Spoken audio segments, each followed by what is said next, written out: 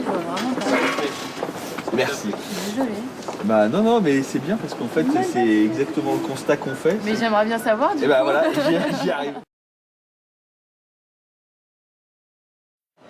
Vous en avez compris quoi?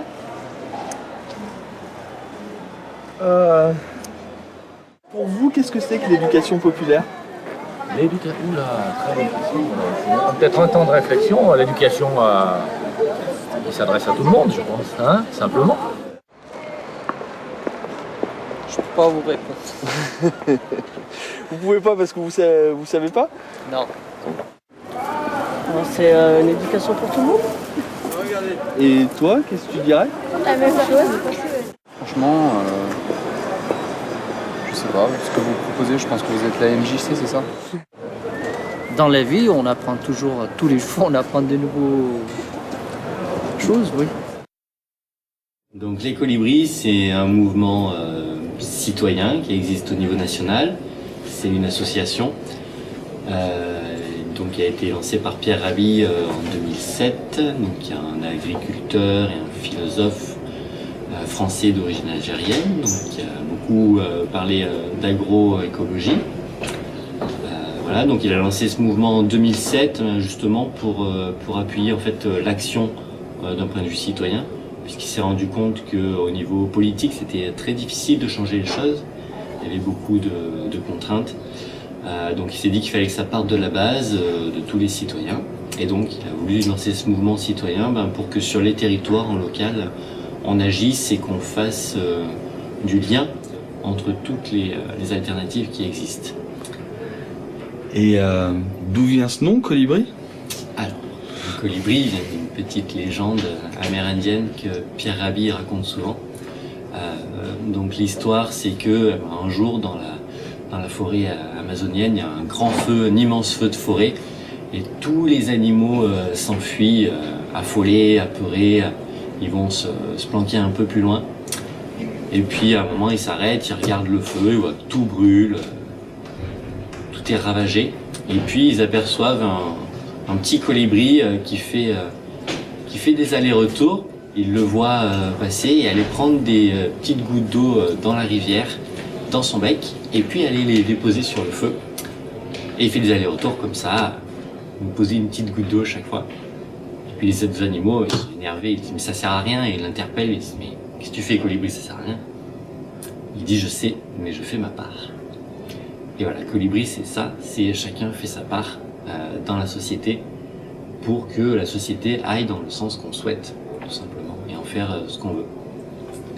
L'éducation pour tous a un prix accessible à tous, et c'est une éducation par tous surtout, c'est-à-dire que tout le monde a sa place dedans et qu'elle reconnaît la capacité à tout le monde d'apprendre aux autres quelque chose et à tout le monde d'évoluer, et elle se saisit souvent de champs que l'éducation nationale ne prend pas et ou ignore, et c'est pour ça que l'éducation populaire est souvent en avance sur beaucoup de sujets. En un mot, éducation populaire, pour moi, ce serait la diversité. Un des enjeux majeurs qui me tient beaucoup à cœur, c'est la formation tout au long de la vie et le lien entre les générations. Je crois beaucoup à cela. Alors la formation tout au long de la vie, parce que je crois que c'est une belle formule, mais qui n'est pas encore suffisamment passée dans les faits, et que nous sommes trop cantonnés à notre formation scolaire, que nous n'avons pas la possibilité suffisamment d'accéder à d'autres formations, d'accéder à la culture tout au long de notre existence. Et pour y arriver, je crois qu'il faut activer beaucoup plus qu'on ne le fait aujourd'hui, et c'est un de mes combats, les solidarités entre les générations.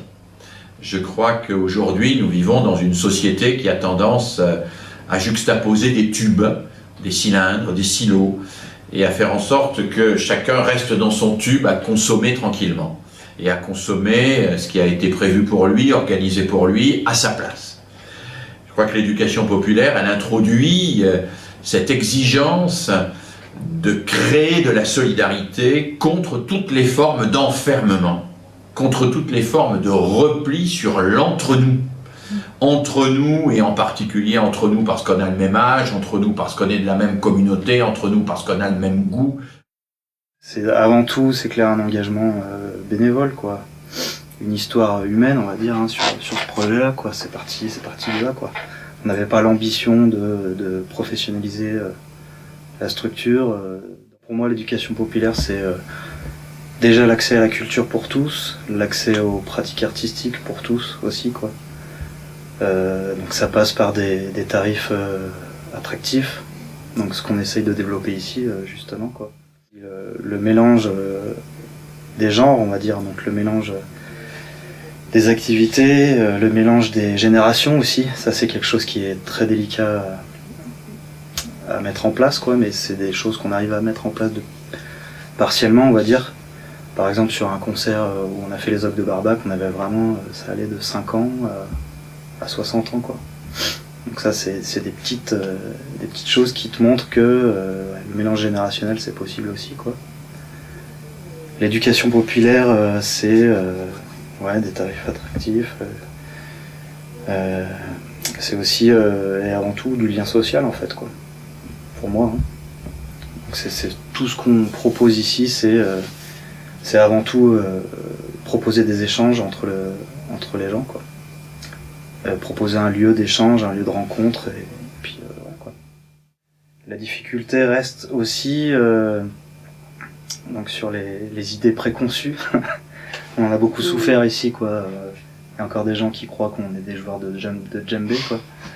Jouer des tam-tams et tout ça. Il y a encore un gars qui m'a dit ce week-end, il m'a dit ah ouais, je croyais vraiment que vous jouiez du djembé, vous étiez donc 10 salariés à faire du tam-tam toute la journée, donc c'est parfait. Très bien, derrière toi il y a des djembés en fait. Donc nous c'est Barry Populo, on a un groupe de musique et on a commencé donc à faire de la musique pour les plus vieux du groupe il y a 10 ans, donc on avait 12-13 ans, on était au collège. Voilà, ça me parle pas bien, assez vague, non, je sais pas. Ben, moi je dirais que c'est un peu ce qui peut se passer dans la MJC, de mettre les jeunes au cœur de leur projet, qu'il n'y ait pas une équipe d'animateurs qui disent bah, demain on va à la patinoire, rendez-vous 8h, mais que ce soit les jeunes qui essayent de faire un peu par eux-mêmes et d'arriver à les mener vers l'autonomie, quoi. Ben, quand on a commencé le groupe, on a été très vite, on est rentré un peu dans la structure de la MJC, de Saint-Martin-en-Haut, et qui nous a beaucoup aidé à nous aider dans le projet, alors qu'on n'était pas vraiment impliqués dans le fonctionnement de la MJC en tant que tel, mais on était un projet un peu dans la MJC qui nous ont... Et moi je vois un peu l'éducation populaire comme ça, c'est-à-dire qu'il y a un projet vraiment monté par les jeunes et la MJC leur donne un peu des moyens techniques, ils nous ont prêté un minibus, un local de répétition. Et voilà, donc au début, ouais, je pense qu'on avait un peu un fonctionnement, je ne sais pas si c'est d'éducation populaire, mais d'arriver à monter notre projet des jeunes avec des MJC qui nous encadrent un petit peu. Donc c'est peut-être l'indépendance d'un projet, l'initiative des jeunes, c'est à leur initiative un projet qui se développe par eux-mêmes. Donc là, en ce sens, on peut faire un parallèle entre le projet Barry Populo et l'éducation populaire.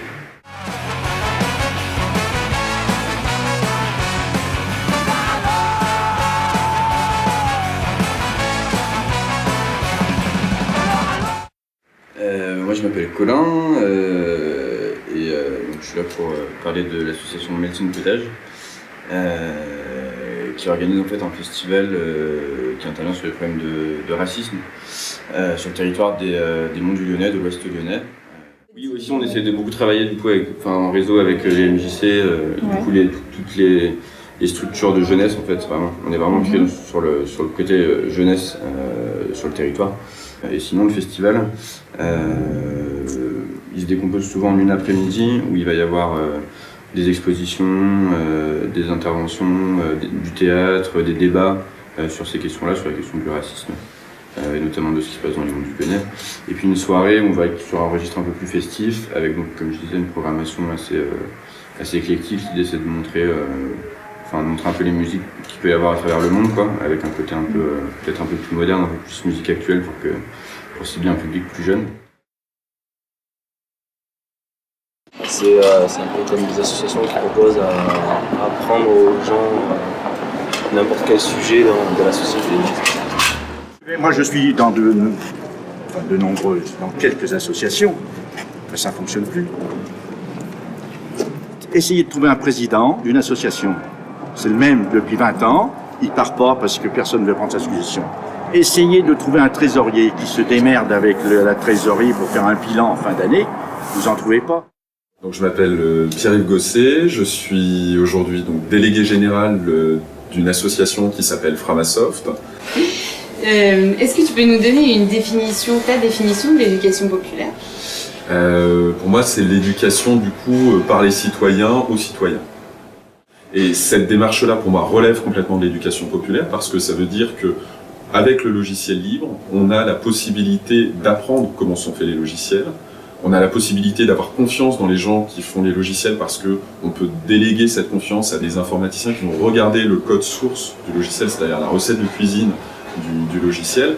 Et ça, c'est important. Et c'est du logiciel en plus qui est souvent fait par les citoyens, c'est-à-dire des gens qui, le soir, en rentrant chez eux, vont développer tel ou tel logiciel. Ils peuvent être évidemment faits en entreprise aussi pour d'autres types de logiciels.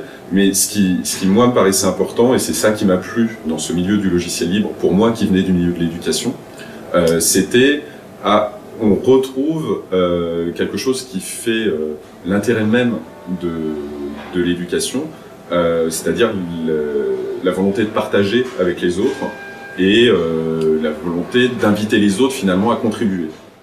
C'est très vaste. Pour moi, l'éducation populaire, c'est simplement à un moment donné quelque chose que j'ai vécu, qui fait qu'il y a des gens qui m'ont fait confiance, et à un moment donné qui ont trouvé qu'il y avait des possibilités, qui ont utilisé ces possibilités, mais au lieu de se contenter d'utiliser ces possibilités, m'ont proposé de transmettre à d'autres. Et du coup, moi je suis d'une famille qui est très éloignée de l'éducation, et ça a été pour moi une découverte de savoir qu'à un moment donné, on me donnait le droit de pouvoir présenter à d'autres.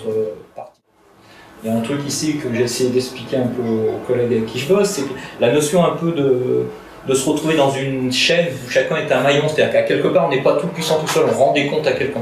Et ça pour moi c'est aussi une condition du respect des enfants, parce que quelque part ils ne se retrouvent pas avec des adultes en totale dépendance des adultes.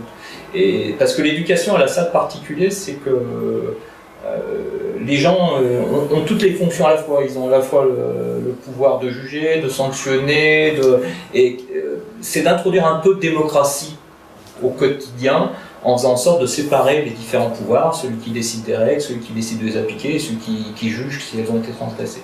Je pense que là, il me semble qu'on s'entraînerait, on essaye en tous les cas de se confronter à ça, puis de se remettre en question par rapport à cette logique. Minimum, considérer que toutes les questions nous appartiennent. Alors ça, par contre, je défends, avec les Francas, j'ai découvert un certain nombre d'actions avec les musées, un certain nombre.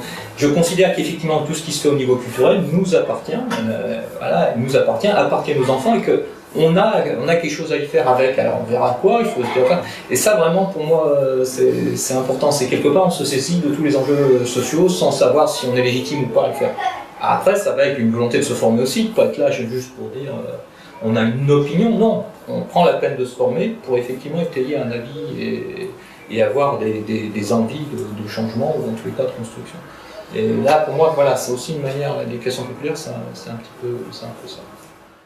Sur le musée, est-ce que vous avez aimé, moins aimé, plu, compris, pas compris de ce qu'on a pu nous raconter? Après, je reviendrai un petit peu sur l'événement d'hier, alors quand je me suis un peu fâché sur l'histoire de la triche sur le loup-garou. Parce que hier je me suis juste mis en colère, mais du coup on n'a pas eu le temps d'en discuter plus que ça, et du coup d'avoir un petit peu votre avis là-dessus. Et puis on parlera rapidement de la semaine, mais a priori pas trop longtemps, parce qu'après on partira en petits groupes, enfin on fera 3 groupes pour préparer des... Déjà c'est avec les enfants de ne pas partir du principe que c'est l'adulte forcément qui a raison, l'enfant qui a tort.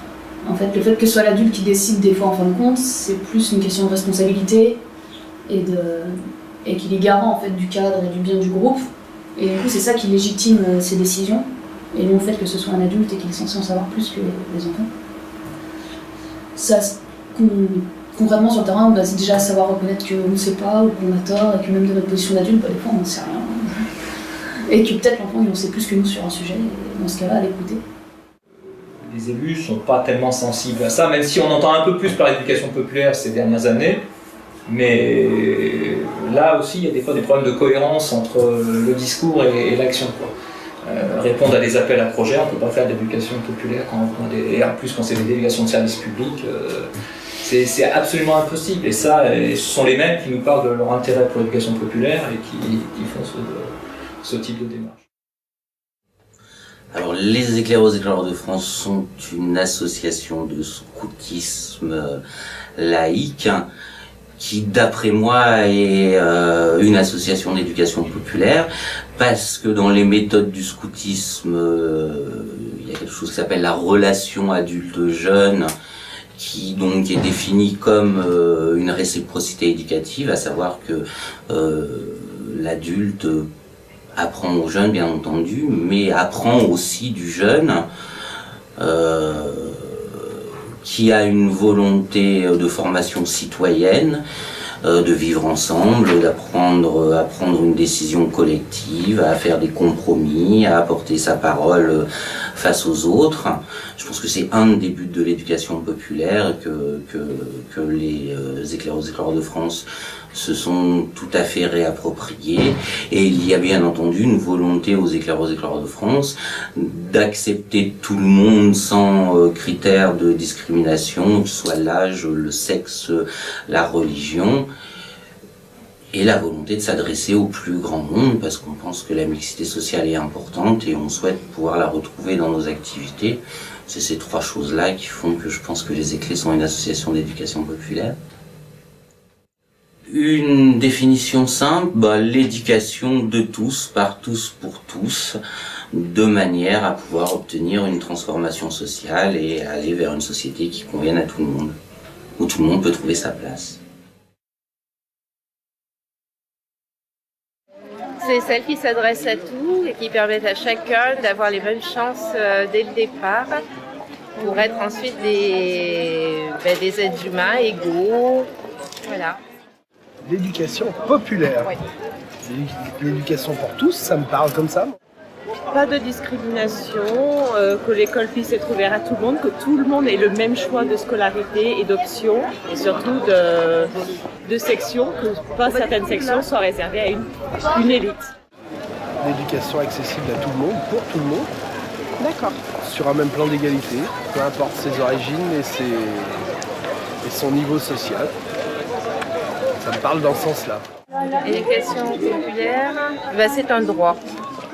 C'est en gros c'est avoir une éducation à l'extérieur avec d'autres gens qu'à l'école et dans la famille. Par rapport à ce qu'on rencontre dans la vie de tous les jours, etc. L'éducation populaire, en fait, c'est l'éducation qui serait accessible à tous et comprise par tous. C'est aussi la préparation à la citoyenneté. C'est d'abord ça. Et c'est quelque chose qui n'est absolument plus valorisé dans la société telle qu'elle est. Au point que, pour certains, c'est carrément anti-délibien. L'éducation le plus ouverte possible sur le monde. Oui. Qui ne resterait pas cantonnée à un secteur ou à un milieu. Ouais, avec, j'allais dire aussi avec des origines peut-être très diverses, quoi, voilà, mais c'est un peu pareil, quoi, avec des influences de plein de milieux, cultures, je sais pas, voilà, enfin, un côté ethnique aussi, peut-être. J'ai monté cette association qui s'appelle l'Atelier Lou Je Peins, où là, c'est un atelier du jeu de peindre, un atelier qu'on dit d'éducation créatrice, et c'est une méthode qui a été inventée par un monsieur qui s'appelle Arnaud Stern. L'éducation populaire, on va la retrouver dans la culture, dans la pratique artistique, dans la pratique au niveau du loisir, on va la trouver au niveau de l'enseignement. Ça peut être une partie de professionnels qui vont travailler avec les enseignants, mais pour prendre les jeunes dans leur globalité, pas seulement que d'un point de vue scolaire. À l'atelier Lou Je Peins, c'est aussi autour des activités d'expression, et aussi il y a la notion de... Il n'y a pas de tranche d'âge, c'est-à-dire que c'est ouvert à tous aussi, quel que soit son âge. Et il y a beaucoup d'interactions pendant les séances de jeu, comme cet après-midi, où il y a tous les âges. Il y a des adultes qui peignent au milieu d'enfants, Et ici, on est considéré de la même manière. Qu'on soit un enfant, un adulte, on est aussi important que l'autre, quoi. Et voilà. Et en fait, cette démarche-là, elle permet à des gens de tout âge de s'exprimer. On parle pas d'art, parce qu'on ne fait pas des œuvres d'art ici. Parce qu'une œuvre d'art, c'est destiné à être montrée. Sauf qu'ici, on fait le choix de ne pas montrer les choses. Mais on part juste du principe que la personne vient jouer à l'atelier pour son propre plaisir et ça n'a pas lieu d'être montré, d'être commenté, d'être apprécié ou non. Donc ici on est à Locomotive. Locomotive est une association qui accueille un certain nombre de structures sur le quartier, Guillotière, Mazagran, Saxe, Gambetta, etc. Enfin, le fil rouge, c'est l'économie sociale et solidaire pour Locomotive. Et du coup, toutes ces structures-là travaillent avec cette idée sur la base d'une charte qu'on a tous accepté de signer en rentrant ici. Et on retrouve du coup des structures qui vont agir dans le champ de l'éducation avec, par exemple, une compagnie de théâtre, champ artistique avec une association qui fait la promotion de la nature en milieu urbain, ou Framasoft qui fait du coup de la promotion du logiciel libre et de la culture libre, et de pouvoir travailler finalement avec des gens qu'on ne connaît pas forcément au départ, mais avec qui on va lier contact et on va peut-être travailler ensemble plus tard ou pas, on va juste manger ensemble tous les midis, et du coup ça nous permet d'échanger avec des gens qu'on ne connaissait pas avant, qui font des choses complètement différentes, et ça aussi c'est de l'éducation populaire. Le respect des autres, l'équivalence, hein, c'est pour ça que nous sommes en rond. Alors j'aurais aimé que ce soit un rond plus grand. Le rond c'est important parce qu'il y a un rayon et tout le monde est à la même distance. C'est comme dans une scope, tout le monde a la même voie, quel que soit son titre, quelle que soit son importance, quel que soit l'argent qu'il y met. Et on se sert un peu de ce collectif de la transition pour commencer à se relier ensemble et à faire ensemble. Donc le premier objet, ça va être effectivement d'organiser cette soirée débat politique et citoyen. Aller vers la démocratie, redéfinir la démocratie et dire comment on peut aussi amener les citoyens à revenir à la politique, à se réintéresser à la politique. On favorise donc l'expression directe des citoyens tout le long du mandat des élus. Donc comment est-ce qu'un élu peut nous donner la parole pendant toute la durée de son mandat? Ce qui m'intéresse, c'est d'agir avec tout le monde pour être au service des citoyens et que le pouvoir soit avec et pour. Non pas, je m'approprie le pouvoir et j'en profite. Il n'y a pas besoin d'être expert, et puis on peut échanger, donner son point de vue. Voilà, c'est un peu tout ça pour moi, et c'est vraiment le fait d'apprendre tout le temps. C'est comme ça que je le vois. D'accord, donc moi c'est Xavier Robin, je suis donc président de l'association Bricolez-vous, qui est toute nouvelle et qui vise à ouvrir un atelier mutualisé. De la même manière qu'il peut y avoir de l'autopartage ou des jardins partagés, nous on pense qu'il y a vocation en ville à avoir des ateliers de bricolage mutualisés. Donc l'idée c'est de mutualiser des outils, de l'espace et des établis et des connaissances. En un mot, éducation populaire, richesse. Alors, en quoi l'atelier collectif Bricolez-vous fait de l'éducation populaire? Eh bien, dans le sens où on considère que la majeure partie de la ressource de connaissances et d'expérience, c'est pas l'animateur technique qui va l'avoir, c'est le collectif. C'est donner la possibilité au plus grand nombre, sachant que les barrières sont souvent culturelles, sociales, que le gars qui a bossé ou la nana qui a bossé jusqu'à 7h du soir dans une usine ou même d'ailleurs dans un bureau, elle n'a pas forcément le courage ou le temps de venir ici avec des enfants, tout ça. On sait bien qu'on peut pas. On a mis les cours à 7h, c'est aussi une volonté de permettre à des étudiants ou à des gens qui bossent de venir, et on les voit arriver à 7h15, même 7h30 des fois. On leur dit jamais rien, ils font ce qu'ils veulent, ils rentrent, ils sortent. Bon, pour moi, c'est ce moyen-là. Non, je suis pas dupe et personne n'est dupe. On sait bien que populaire, y compris aussi au théâtre, on touche pas tout le monde. Oui. On touche pas tout le monde, mais c'est ouvert. Alors il y a un aspect qui est pour moi un outil d'éducation populaire, c'est que tous les cours sont enregistrés. C'est le petit appareil qui est là, donc tout est écoutable, audible ou téléchargeable sur le net. un dialogue, disons, beaucoup plus fructueux finalement, puisque on est là totalement gratuitement, aussi bien eux que nous, on pourrait dire, gratuitement à la fois financièrement bien sûr, mais aussi gratuitement dans, il n'y a pas de rapport de pouvoir, on pourrait dire, comme dans une classe au lycée ou à l'université, ou un rapport d'obligation, etc.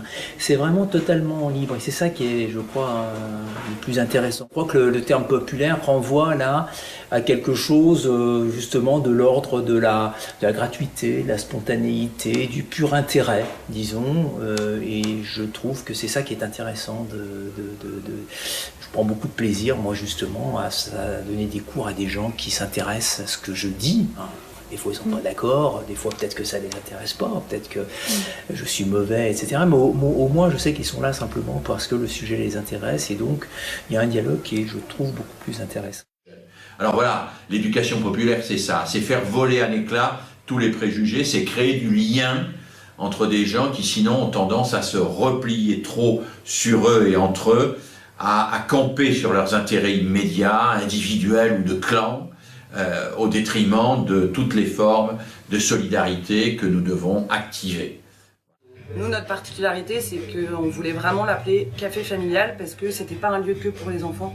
C'était un lieu où les parents avaient toute leur place et où ils étaient contents de venir aussi. Alors après, pour tout le monde, c'est bien, mais plus particulièrement pour des familles qui sont un peu isolées. Un mode de garde innovant où on irait chercher les enfants à l'école en pédibus et on les emmènerait dans la structure pour les garder pendant 2 heures. Alors je dis les garder, mais c'est quand même pas le concept, c'est plutôt leur faire passer un moment intermédiaire entre la longue journée d'école j'allais dire qu'ils se sont tapés, mais pour des petits c'est un peu ça, c'est quand même super intense le rythme pour les petits. Et puis le retour à la maison avec des parents qui sont souvent fatigués de leur journée et tout ça. Du temps de garde, dès 3 ans, c'est eux qui mettent le couvert, c'est eux qui descendent la vaisselle ici, c'est eux qui s'approprient vraiment le fonctionnement du lieu. Je voulais faire en fait que des choses qui n'existaient pas déjà, pas du tout se mettre en concurrence d'autres structures qui existaient, mais plutôt proposer des choses variées pour les parents avec les enfants, parce qu'on trouvait ça très important qu'il puisse y avoir des ateliers en commun. Donc on a proposé une programmation aussi avec des soirées familiales, parce que ça c'est un truc qu'on ne connaissait pas, avec des booms géantes où il y a à la fois des grands-parents, des parents et des enfants de tous les âges qui viennent danser à la cafette. Petit à petit, on s'est mis à organiser des choses en plein air, dans des festivals, sur la terrasse de la cafette, des événements gratuits, des choses pour que les personnes qui n'osaient pas passer la porte puissent découvrir le lieu. Les parents qui sont venus nous demander si on avait des choses pour les parents, un lieu de parole, un lieu d'échange, de débat. Donc on s'est mis à réfléchir à ça en se disant si les parents viennent nous le demander, même si ça existe ailleurs, c'est peut-être qu'ils ont envie que ça se passe ici. Le faire ensemble, le vivre ensemble, qui sont des grands mots, mais qui quand même ont tout leur sens quand ils sont réellement pratiqués. Quand les gens peuvent, les enfants et les gens plus largement peuvent s'approprier un lieu, un projet et y participer de manière active. Enfin, partir du principe que l'éducation elle vient pas juste d'un biais ou juste de la famille ou juste de l'école ou juste du loisir ou juste des grands-parents, elle vient justement de toutes ces personnes ensemble et que toutes ces personnes ensemble peuvent s'atteler à faire grandir l'enfant et être dans une éducation partagée pour que l'enfant s'épanouisse, entouré de toutes ces personnes. Moi aussi de comédien, j'ai fait d'abord EduxP et après j'ai fait comédien, j'ai fait les deux et en fait quand j'étais EduxP je pensais que ce que je faisais ça n'est pas vraiment à ce que je rêvais, donc j'ai pensé faire du théâtre et pour l'instant je suis très heureux dans ma fonction de comédien. Moi je m'appelle Gérald Rigaud, j'ai bientôt 39 ans et j'ai une formation d'animateur socioculturel. Oui madame, un bac +2 dans l'animation socioculturelle. Et puis très vite je suis allé dans l'intermittence du spectacle pour aller brasser l'artistique. Et puis toujours dans le théâtre de rue, mais j'ai eu envie de venir à des formes plus vraiment dans la rue, pas dans les circuits institutionnalisés, d'où la naissance des visites d'idées. Nous, on veut cultiver, partager des idées, faire vivre la ville, faire vivre la vie d'une manière un peu engagée. L'éducation populaire, c'est à tout moment pouvoir semer quelque chose qui permettrait de faire fleurir les autres. c'est beau. Donc, non, c'est beau, mais c'est surtout vachement bien. Si on y arrive. Bah, disons qu'au départ, ça part d'une idée simpliste qui est de faire rire les gens dans la rue. En même temps, c'est d'utiliser aussi l'histoire d'un quartier comme la Croix-Rousse, qui est une histoire de Camus, de révolte.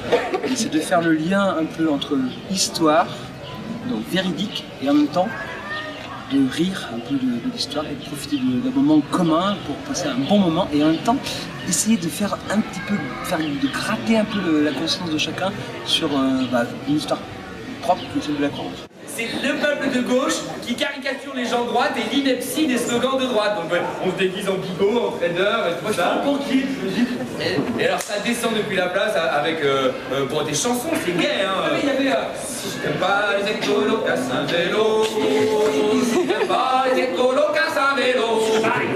Si t'aimes pas les écolos, si t'aimes pas les écolos, si t'aimes pas les écolos, casse un vélo.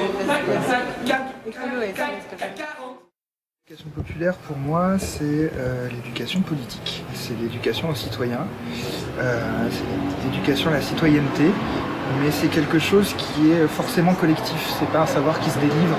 Donc, je disais tout à l'heure dans l'atelier une définition un peu alambiquée, qui serait nous coéduquer mutuellement avec des formes qui sont populaires.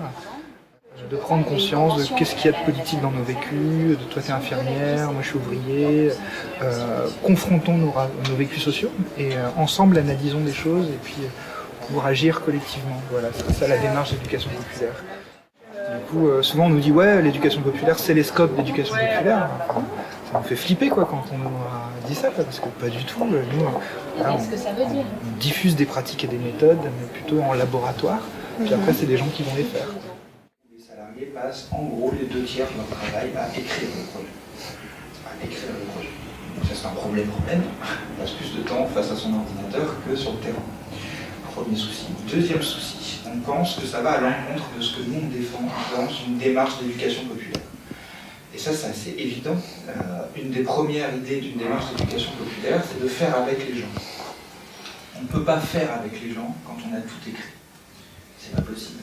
Vous voyez bien, on ne peut pas faire avec les gens quand on a décidé déjà quel serait notre public, quand est-ce qu'on irait le voir, ce qu'on ferait avec lui, et par toutes les étapes où ça va se passer. Si notre public, entre guillemets, on pourrait argoter longtemps sur ce qu'on entend derrière ça, mais va par là, et que moi j'avais écrit que j'allais par là, quelle marge de manœuvre je me donne, moi, professionnel, pour suivre mon public, alors que je n'ai pas écrit ça dans mon projet. Et c'est quoi ta définition de l'éducation populaire? Alors ma définition, ce serait l'éducation, mais l'éducation qui est en dehors de l'école et de la famille. Donc ce serait dans l'idée d'apprendre par différents supports, sportifs, culturels, scientifiques, etc. D'apprendre du coup aussi bien des savoirs, des choses techniques, etc. que des choses plus comme le vivre ensemble, le respect de l'autre, voilà, être aussi citoyen. Et du coup, moi je vois tout ça dans l'éducation populaire. L'éducation populaire, c'est tout ce qu'on apprend en dehors de l'école et de la famille. Par exemple, quand on est bénévole, on apprend des autres. Et aux autres, on leur apprend justement. C'est pas, on nous apprend pas à être bénévole à l'école, ni en famille, on nous apprend pas à être comme ça, et voilà.